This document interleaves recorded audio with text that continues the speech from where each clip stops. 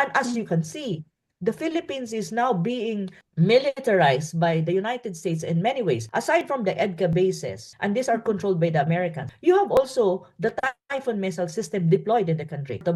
And of course, China will just sit down. It will also do something to prepare itself that it can protect itself, militarily speaking and defense-wise. So this creates tensions in the region because it's not only China reacting. The ASEAN countries are also reacting, and they're not happy about these things, that the Philippines is militarized by the United States and its Western alliance. I'm afraid of this because any miscalculation on the ground will lead to an escalation of conflict, and it may be a military one. So this is not good for the region. We don't want to end up like the next Ukraine of Asia. Your question is, what is the aim? What is really the end goal of the United States? Why it is doing all of these things and why it is militarizing the Philippines, even under Trump administration? So I was expecting actually the Trump administration will be a little bit different when you talk about defense and military, that it will be cautious and it will be more prudent.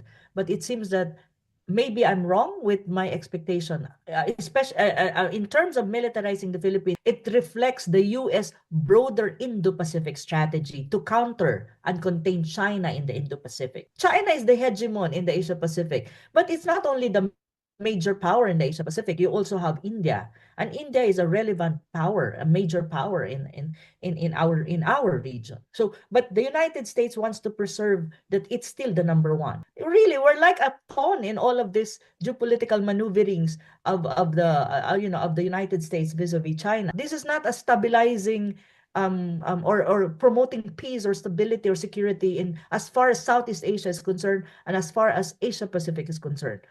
Actually, all of these things, militarizing the Philippines, being done by the United States, would fuel regional arms race, compelling China even to strengthen and fortify its military posture as far as the South China Sea is concerned,